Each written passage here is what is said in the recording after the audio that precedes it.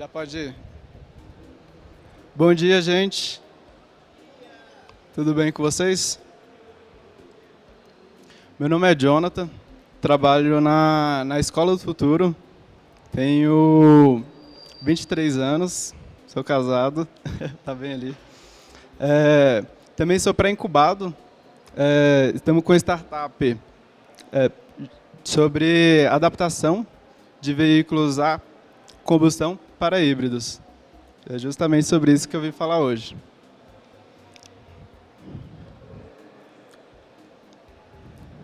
Alguém sabe o que é um veículo híbrido? Vocês sabem algo ou tem ideia do que seja isso? Alguém? Tá bom.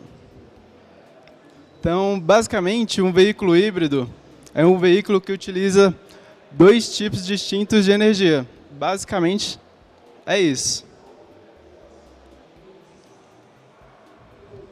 Então, quando foi que surgiram os veículos híbridos?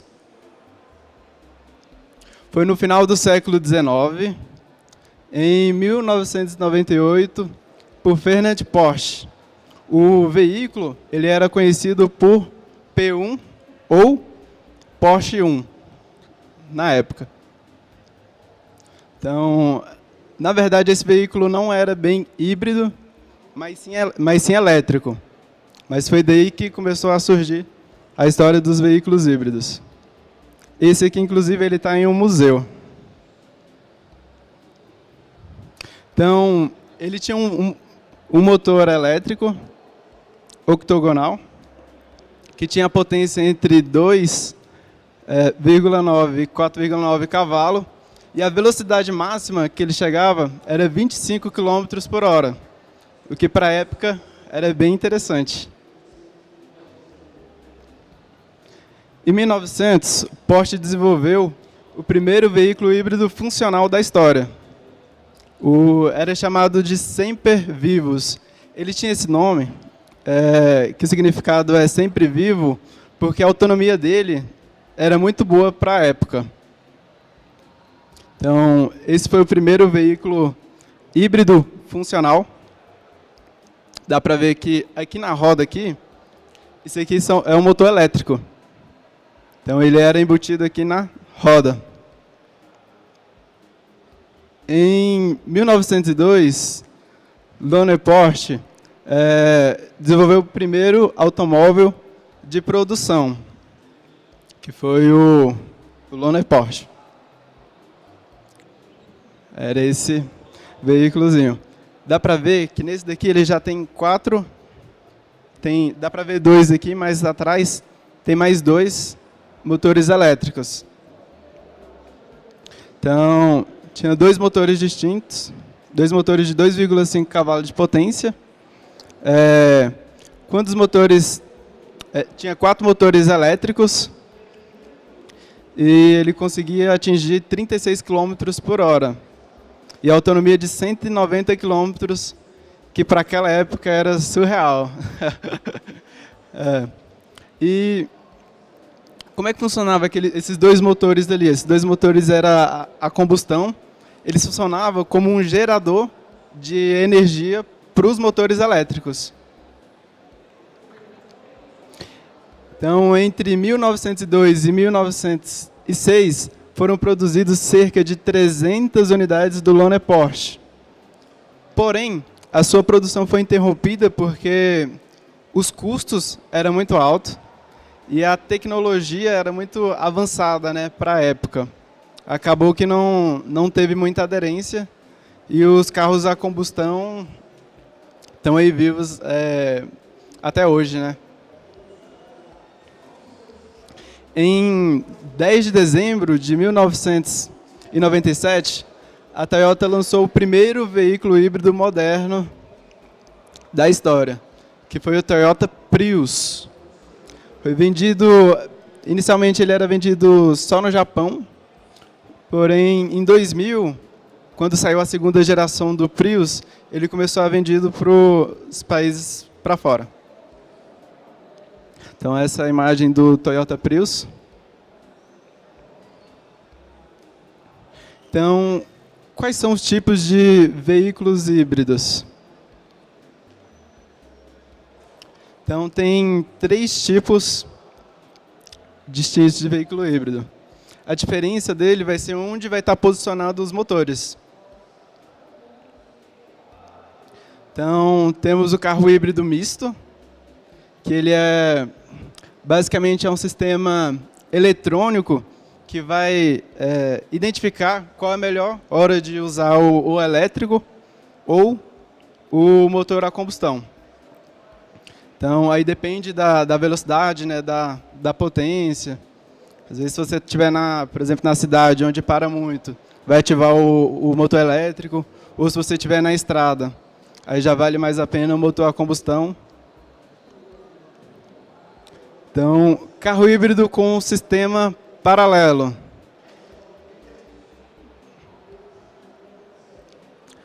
Ambos motores trabalham ao mesmo tempo, então eles vão trabalhar em conjunto, conectado a um eixo de rodas diferentes. E a tração deles são simultâneas, então eles vão, basicamente, um vai ajudar o outro, né? Deixar a carga mais leve. Carro híbrido com sistema em série. Então, ele já precisa de uma bateria maior, porque a tração deles é nos motores elétricos. E o motor a combustão, ele vai servir apenas para poder alimentar as baterias. Então, quais são as principais peças que você precisa para poder fazer uma adaptação?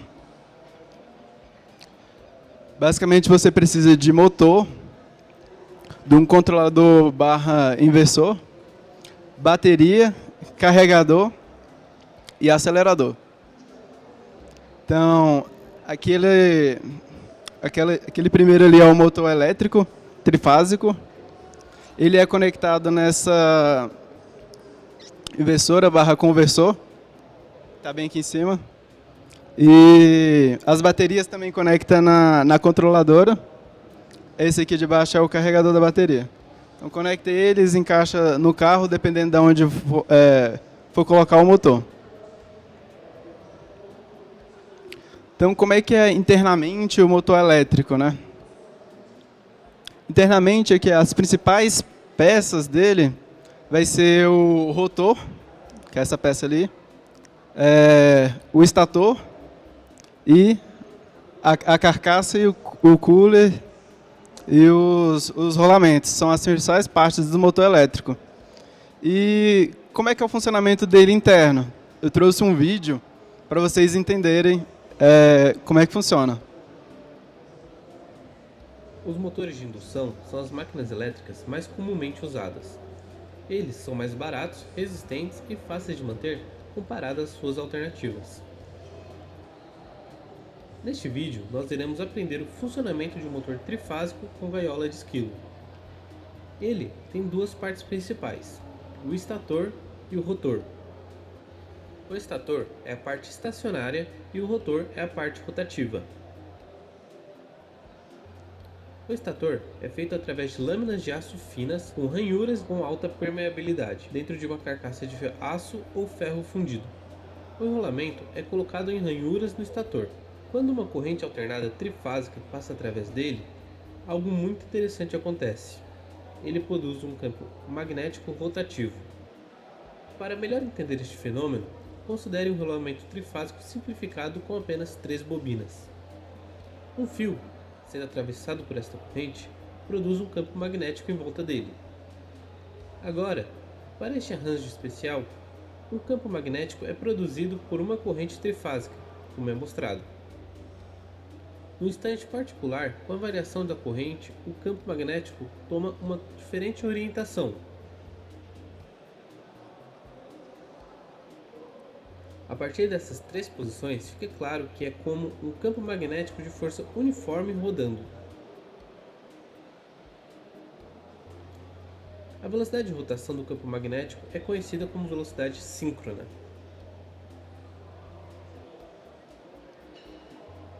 Suponha que você está colocando um condutor fechado dentro dele. Uma vez que o campo magnético é flutuante, uma força eletromotriz irá ser introduzida no circuito de acordo com a lei de Faraday.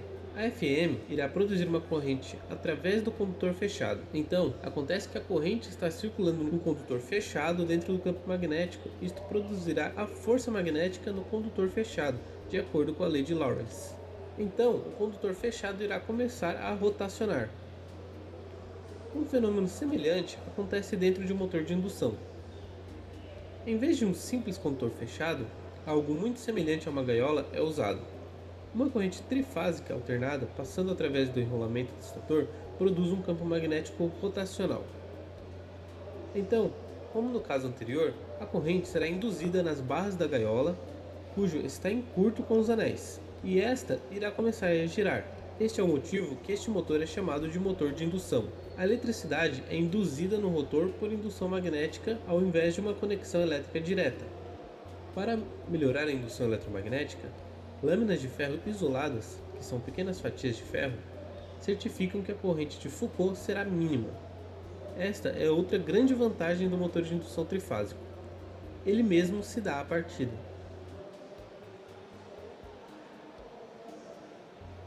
Você pode perceber que o campo magnético e o rotor estão girando. Mas em que velocidade o rotor gira? Para obter essa resposta, vamos considerar diferentes casos. Considere um caso em que a velocidade do rotor é a mesma velocidade do campo magnético. Uma vez que ambos giram à mesma velocidade, os condutores vão sempre experimentar um campo magnético constante. Assim, a FM e nem a corrente serão induzidas, significando zero de força nas barras do motor, de modo que o rotor vai gradualmente desacelerar. Assim que o rotor desacelera, ele vai sentir um campo magnético variante. Assim, a corrente será induzida e a força irá aumentar novamente e o rotor irá acelerar. Resumindo, o motor nunca poderá acelerar até a velocidade do campo magnético. Ele gira numa velocidade específica, cuja é minimamente menor que a velocidade síncrona. A diferença entre as velocidades síncrona e a velocidade do rotor é conhecida como escorregamento. Forças rotativas mecânicas são transferidas por meio do eixo. Em suma, em um motor de indução, a energia elétrica é introduzida pelo estator e tirada do motor. A rotação mecânica é recebida do motor. A perda de energia durante a operação do motor é dissipada em forma de calor. Então, um ventilador na outra extremidade ajuda a resfriar o motor. Bom, muito obrigado e até mais. Então, é isso que acontece dentro do motor elétrico, né? Então, outra peça muito importante para poder fazer a adaptação são as baterias, né? Então, nesse caso aqui é um banco de baterias, né? Tem essa parte para poder proteger, que é o invólucro. Tem os barramentos, que é onde vai fazer a conexão dos módulos na BMS. Então, temos os módulos, e dentro dos módulos, a gente tem várias células. E o BMS é que gerencia a carga e... Vou passar para o próximo. Então, o BMS é muito importante no pack de baterias, que ele vai fazer o monitoramento e controle das baterias, vai monitorar a tensão, vai monitorar corrente, temperatura e o estado de carga das baterias. Hoje em dia tem algumas BMS que já conseguem enviar esses dados via aplicativo para você, então via Bluetooth ou cabo. Esses dados são muito importantes, principalmente para a parte de manutenção das baterias. Às vezes tem uma bateria que está esquentando muito, então vai ficar dando problema no seu de desempenho, né? Se tem uma bateria que está esquentando ou que está descarregando muito rápido, você consegue identificar e fazer a troca dela. Então, quais são as vantagens de ter um veículo híbrido? Então, você economiza no abastecimento, ele é mais silencioso, né? No caso ele tem menos ruído, é ecológico, moderno e tem uma dirigibilidade mais eficiente. E as desvantagens são que ele é mais pesado devido à adição do peso, né, das baterias, principalmente, que é o que mais pesa. O custo inicial ainda é muito alto e poucos pontos também de recarga também acaba dificultando um pouco os veículos híbridos. Qual que é a diferença entre um veículo híbrido e um veículo elétrico? Alguém sabe mais ou menos alguma diferença?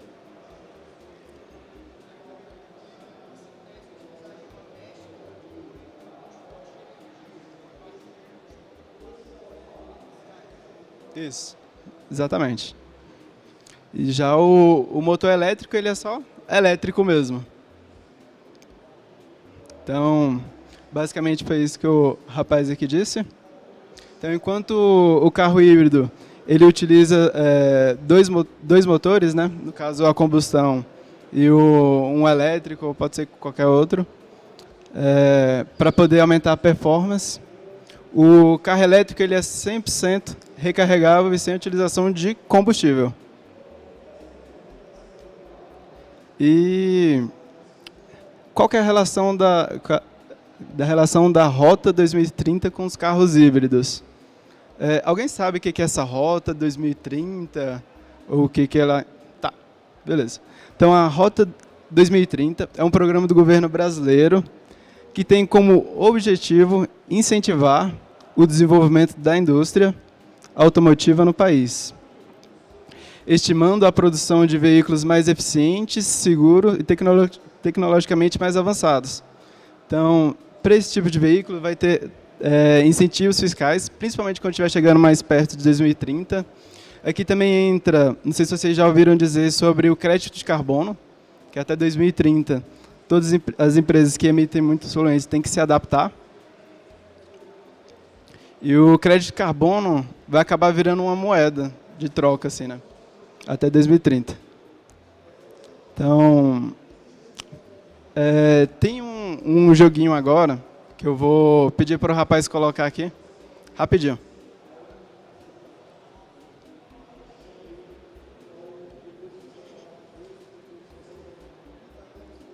Isso, pode sair daí. Entra nesse...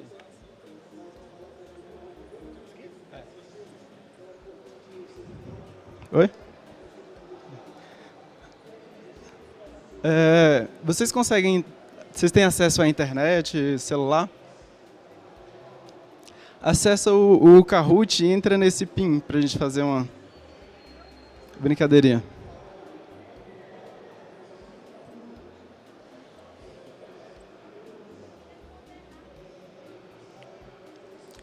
Nome do aplicativo ou site, se você quiser entrar pelo site, é Kahoot.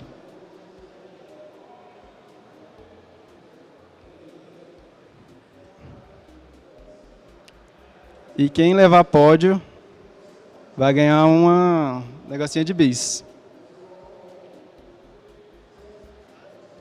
Não é?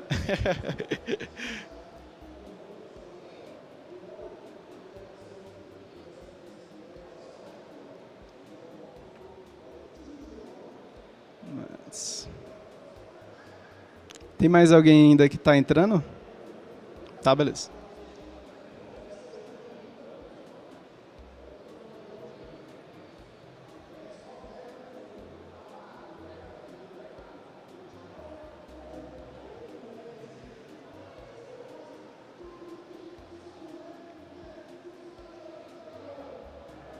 Não tá dando?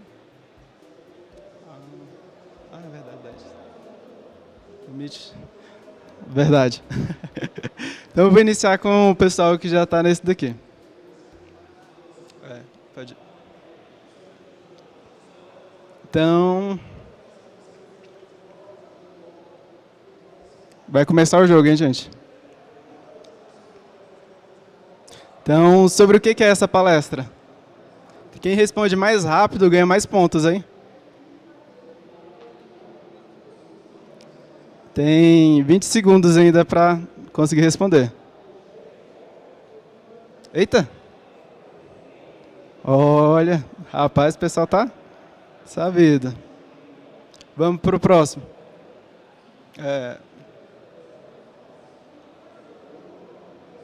Lá em cima. Isso. Infelizmente. Beleza, quem é Roger? Legal. Pode avançar?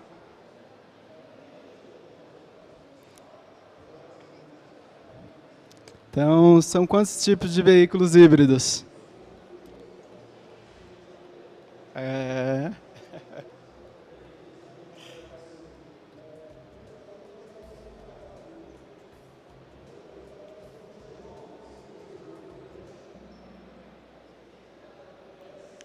Eita!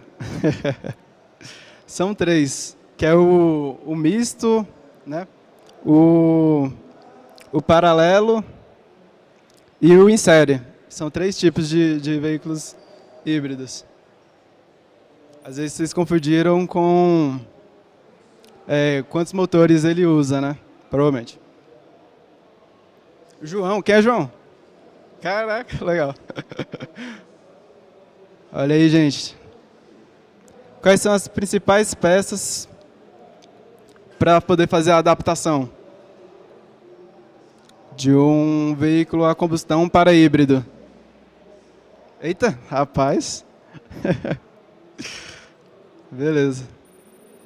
O João. Rapaz, ninguém vai tirar o João daí, não? Ele tá levando a caixinha de bicho já. Pode avançar. Então, o que é um veículo híbrido, hein? Ixi.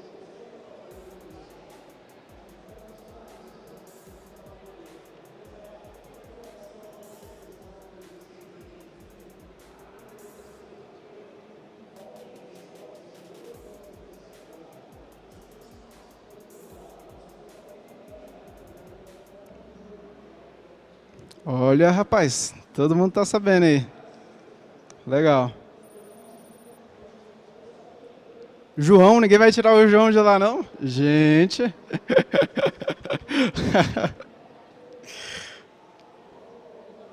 Então, quando surgirem os veículos híbridos? Vixe, essa aí vai ser só quem pegou o início, hein? Ou não?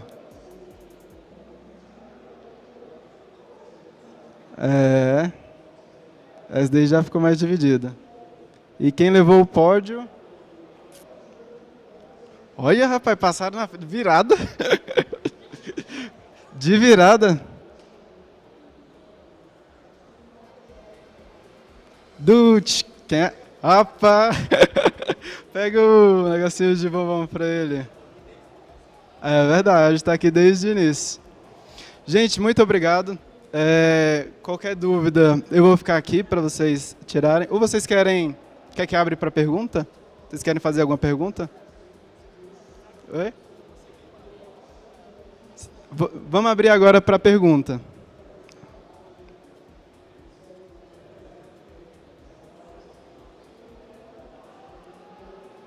Alô, alô. Viu?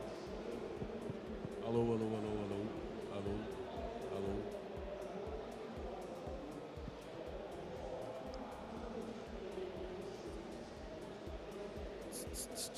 Teste, teste. Oi, oi, oi, oi. Agora foi. Eu não peguei o começo. Você sabe o custo disso para a gente fazer essa adaptação no carro como hoje? O custo, eu não vou conseguir te especificar exatamente, por quê? Porque depende. Depende do veículo, depende da autonomia que você quer. Se você percorre só 30 km por dia, então você vai precisar de uma bateria com autonomia de 60 km, né? Então, depende muito de pessoa para pessoa, depende do objetivo, do que você quer.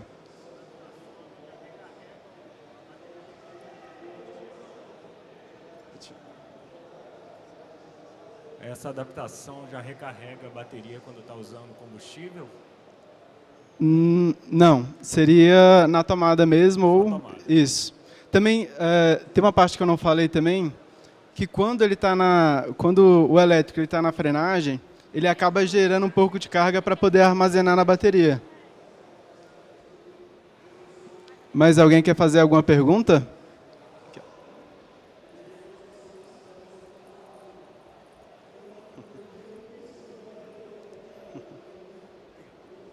Bom dia. Obviamente você falou anteriormente que depende do tipo de veículo. Há alguma tabelagem, há alguma estimativa a respeito de carros populares ou carros mais comuns para que você tenha uma projeção de prazo que seja viável a transição de combustão total para híbrido? Teria um prazo mais ou menos, ou uma projeção, um tipo de preço onde ele é viável? Então, em relação ao preço, estava fazendo algumas pesquisas e encontrei que o Uno, a adaptação dele parcial, sem a bateria, fica R$20 mil. Sem a bateria. E a previsão é que em 2030 esteja mais ativo esse tipo de serviço, né? De adaptação de veículos a combustão para híbridos. Caso do crédito de carbono, a Rota 2030. Até 2030 vai ver bastante. Tanto a eletrificação, né, quanto a adaptação.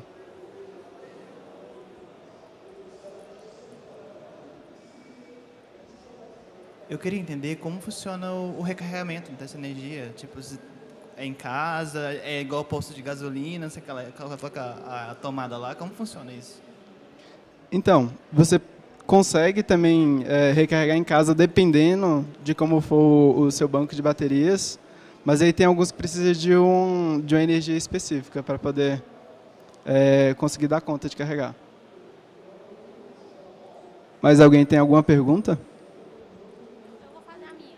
Pode fazer. Quero fazer. Se tem alguma previsão das novas montagens de carro ou as montadoras de incluir isso dos novos carros que estão vindo, porque o carro híbrido ele é caro, ele não tem, assim, o benefício de valor é muito alto, mas porém quem tem acaba ganhando retorno financeiro porque acaba gastando menos.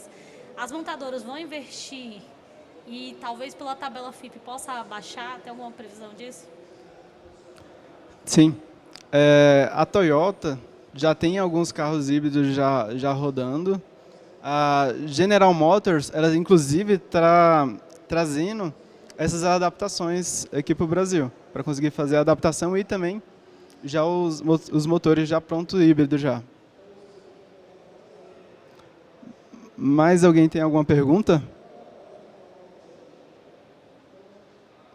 Então, muito obrigado, gente. Qualquer coisa eu vou ficar aqui para vocês tirar uma dúvida, trocar rede social, tá bom? Obrigado, gente.